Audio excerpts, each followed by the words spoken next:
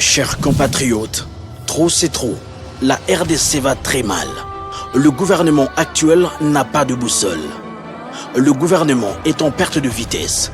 Rien ne nous rassure sur le bien-être de notre population. Pas d'infrastructures adéquates. Pas d'hôpitaux dignes. Pas d'eau. Pas d'électricité.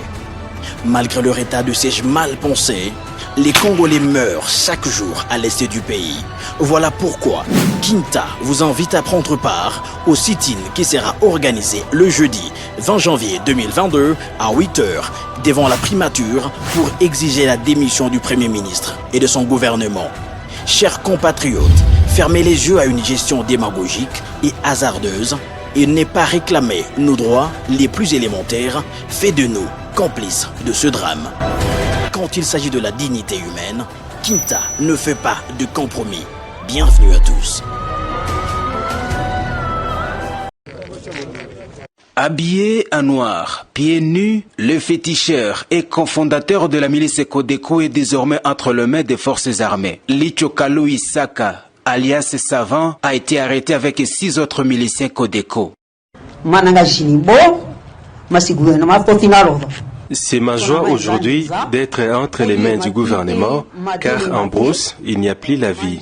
Étant cofondateur de Codeco, je veux que cette guerre finisse et je dois m'associer au gouvernement pour sensibiliser d'autres miliciens à quitter la brousse. Cette arrestation fait suite à une opération musclée menée par les soldats loyalistes à Ouada, l'un des grands bastions de cette milice localisée dans le secteur de Walendu Piti en territoire d'Indjougou. Kalou, alias Savant, très affaibli, appelle ses frères, encore à brousse, à cesser les violences et se rendre à l'armée. Porte-parole Basta, vice-porte-parole Ngadja. Porte-parole Bassa, vice-porte-parole Ngadja, tous les commandants et pasteurs Codeco, je suis Kalou, je suis entre les mains du gouvernement. Vous écoutez ma voix, remettez vos armes au gouvernement, nous devons faire la paix. Au gouverneur militaire, lieutenant-général Loboya Kashamadjoni, de saluer le travail abattu par les forces de l'ordre et de défense et les encourage à traquer sans relâche tout milicier hostile au processus de paix à Ituri. Donc nous allons continuer à les poursuivre, ces gens qui créent vraiment le malheur dans nos populations. Il s'y est de rappeler qu'à ce jour, plusieurs leaders de la milice Codeco Ndjougou, FPIC et terroristes ADF en territoire de Houmou sont soit arrêtés, soit neutralisés par l'armée pendant cette période de l'état de siège, a dit lieutenant Gilles Ngongo, porte-parole des opérations militaires en Ituri. Votre armée a fait un travail de titan.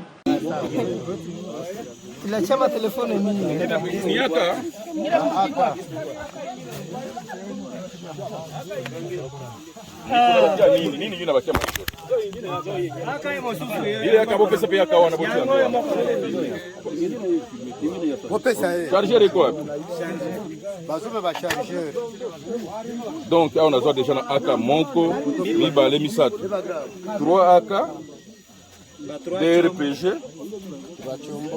3 Motorola,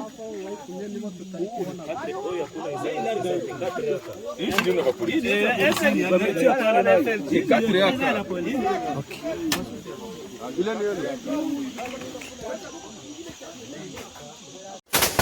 Les terroristes ADF et leurs alliés Mai Mai Nyandenga ont tenté à 20 d'attaquer ce vendredi les positions des forces armées à Otmaber et Mabelenga en chefferie de Wallace Vonkoutou dans les territoires de Homo. La suprématie des soldats loyalistes a primé, 12 de ces rebelles ont été neutralisés et 5 armes AK-47 récupérées. Les porte-paroles des opérations militaires en Ituri, le lieutenant Gilles Ngongo appelle les groupes armés de suivre le chemin de DDR CS pour sauver leur vie. Vous avez compris que à cette période, nous menons les opérations sur tous les fronts contre les ADF et leurs alliés. Actuellement, la situation à Otomamber et à Mabelenga est maîtrisée par les forces armées de la République démocratique du Congo. Donc 12 éléments de cette coalition sont neutralisés de manière légale et légitime par les forces armées de la République démocratique du Congo. Avec les opérations musclées que mènent les forces armées au front nord et sud contre les groupes armés étrangers et locaux, y ajouter à cette période de l'état de siège, sous le commandement du lieutenant-général Luboya Kashamadjoni, d'ajouter encore la mutualisation de forces entre les forces armées FARDC et le UPDF, nous avons une posture robuste de défense. Les groupes armés n'ont pas d'autre ici de vivre. Ils ont une seule alternative, c'est déposer les armes et se rendre aux armées. Signalons que le 27 décembre 2021, les forces loyalistes ont tué 7 rebelles ADF dans une offensive en territoire de Oumou et 31 miliciens Codeco neutralisés dans un raid aérien de l'armée dans la région minière de Mungwalu en territoire d'Indjougou. Ce samedi 8 janvier 2022 à Mouchaké, nous sommes en territoire de Massissi.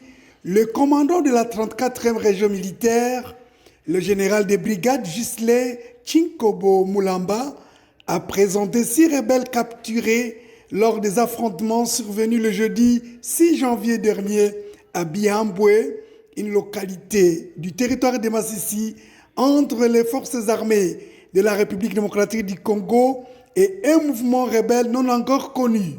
Selon les informations reçues de l'armée congolaise, ce nouveau mouvement rebelle aurait comme principal objectif agir et matérialiser la balkanisation de l'Est de la République démocratique du Congo.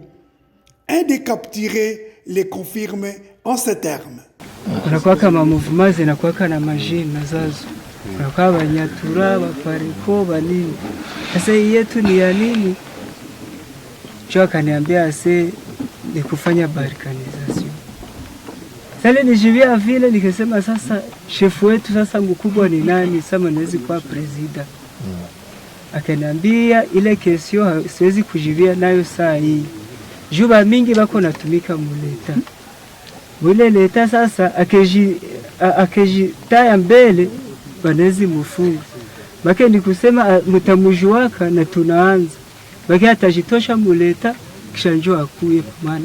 Ces rebelles arrêtés étaient munis d'armes, notamment 6 armes AK-47, des lance-roquettes, 13 appareils Motorola, une lance-grenade, 2 panneaux solaires et plusieurs autres munitions de guerre.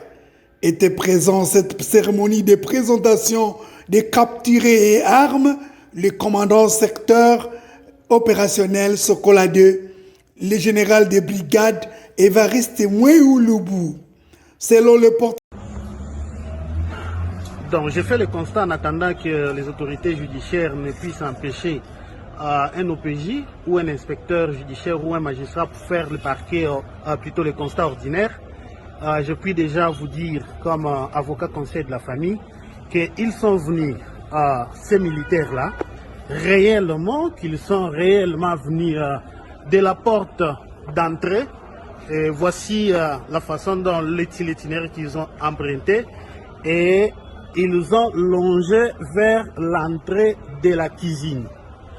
La porte était ouverte parce que c'est l'heure ordinaire ou les heures ordinaires où les gens sont dans la cuisine, les enfants, et un policier a essayé de revenir jusqu'ici pour essayer de protéger les enfants qui étaient dans la cuisine. Son chapeau, après avoir été brutalisé, est juste là à la porte d'entrée de cette cuisine. Donc, ils ont forcé la porte, qui n'était pas fermée évidemment. Ils sont entrés par la force. Vous pouvez remarquer que le congélateur, qui généralement est au coin du mur, a été déplacé. Et s'en est ensuite suivi les méli-mélo. Il y a des bruits un peu partout. Nous sommes dans la cuisine. Remarquez qu'ils ont ouvert même les placards, ils ont cassé les verres, les fourchettes et tout ce qu'il y avait dans les placards se retrouve dehors. Donc c'est vraiment un sabotage. Les marmites avec du riz ont été pratiquement renversées, la table aussi également, et un des enfants était en train de manger, John, et il a été brutalisé, copieusement brutalisé. Et le garçon est actuellement dans un état de trauma parce que nous sommes dans un régime où nous avons combattu le président Jean-Marc, sa famille qui a été pratiquement au premier rang de ces combats, combattu pour qu'il y ait l'état de droit. Mais regardez où nous en sommes avec cet état de droit pour lequel nous sommes des supporters. Et tout a été renversé. Les frigos.